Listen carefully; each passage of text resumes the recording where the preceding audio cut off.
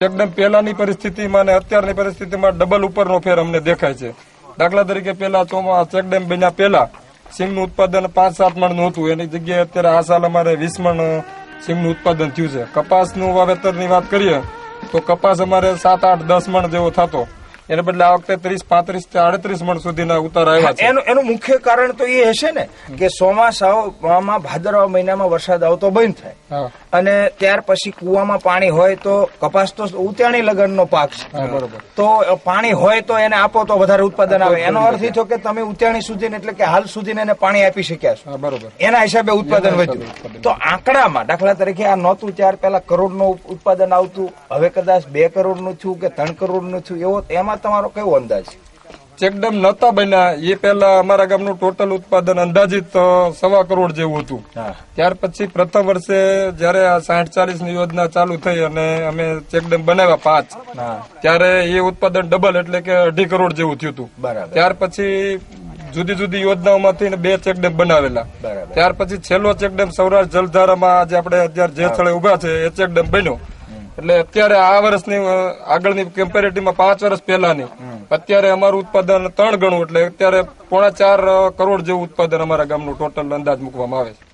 વરસાદી પાણીને રોકવાનું કામ સૌરાષ્ટ્ર જલધારા ટ્રસ્ટે ગામ, લોકો અને સરકારની સાથે ઉભા રહીને કર્યું છે.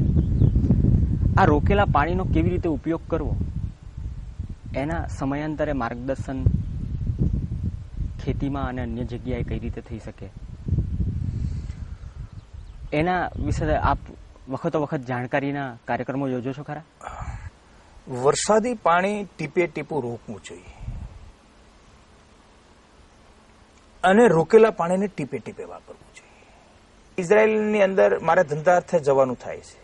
મેં ત્યાં જઈ અને જોયું, ગામડામાં રહ્યો હું 3 દિવસ, તો મને દેખાણું કે પાણીના મેનેજમેન્ટની આ તાકાત છે. એક રણ પ્રદેશે 56 વર્ષની આઝાદીના અંતે એક રણ પ્રદેશને હરિયાળો પ્રદેશ બનાવી દીધો.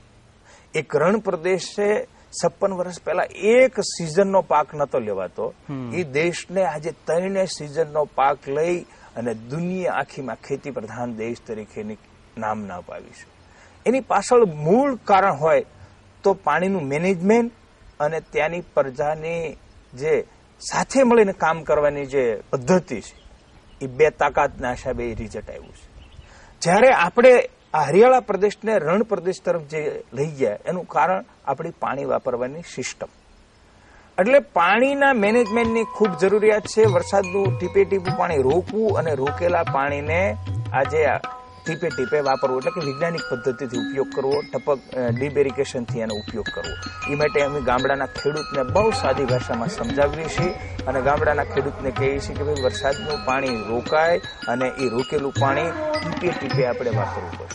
મેં આજે તમામ ભારત દેશના રાજ્યસભાના અને લોકસભાના સંસદ સભ્યોને, રાષ્ટ્રપતિ અબ્દુલ કલામ સાહેબને, વડાપ્રધાનશ્રીને, વિરોધ પક્ષના નેતાશ્રીને, તમામ રાજ્યના મુખ્યમંત્રીને એક પત્ર લખ્યો છે. અહીંથી અંદાજે 900 પત્રો મેં રવાના કર્યા છે અને 900 પત્રોમાં મેં બતાવ્યું છે કે આજે વિધાનસભાઓની અંદર જે ઠરાવ પ્રસાર થયો પંજાબ વિધાનસભાની અંદર કે અમારા રાજ્યનું પાણી અમે બીજા રાજ્યમાં નહીં આપીએ, તો એ પંજાબ સરકારને એ વિચાર આવ્યો કેવી રીતે? એ વિચાર આવવાનું કારણ કે ત્યાં એની ખેતીને પૂરું પાણી આપી શકતા નથી. તો આ પૂરું પાણી આપી શકતા નથી એટલે દરેક રાજ્યને આવો વિચાર આવવાનો અને દરેક રાજ્ય વચ્ચે આ ટકરાવ ઉભો થવાનો. એટલે દેશને અખંડ રાખવો એ આપણને આ પાણીના પ્રશ્નના હિસાબે એક મુશ્કેલીનો સામનો કરવો પડશે. એટલે દેશને અખંડ રાખવા માટે પાણીનું મેનેજમેન્ટ માં સરકારે તાત્કાલિક મોટી તાકાત લગાવવાની જરૂર છે. મેનેજમેન્ટ એટલે કે એ આજે આપણી જે સિંચાઈ ની પદ્ધતિ છે, જે આજની દેશી પદ્ધતિથી જે આપણે પિયત કરીએ છીએ, એમાં જે આપણે કુલ પાણીનો જે જથ્થો છે એમાંથી 90% પાણી ખેતીમાં વપરાય છે.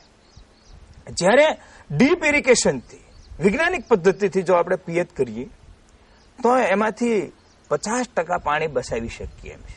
બીજી વાત મેં એ કરી છે કે આજે જે મેં જોવો તો અમુક રાજ્યોમાં દુષ્કાળ છે તો અમુક રાજ્યોમાં રેલ આવી છે. આજે એ જે નદીઓ જોડાણની વાત છે, એ નદીઓ જોડાણ બંને રાજ્યોને એ જે રેલ આવે છે, પાણીનું પૂર આવે છે, એ રાજ્યોને પણ પૂર મુક્ત કરી શકે એમ છે, અને જે રાજ્યોની અંદર પાણીની મુશ્કેલી છે એને પાણી આપી શકે એવી શક્તિ નદીઓ જોડાણમાં પડી છે.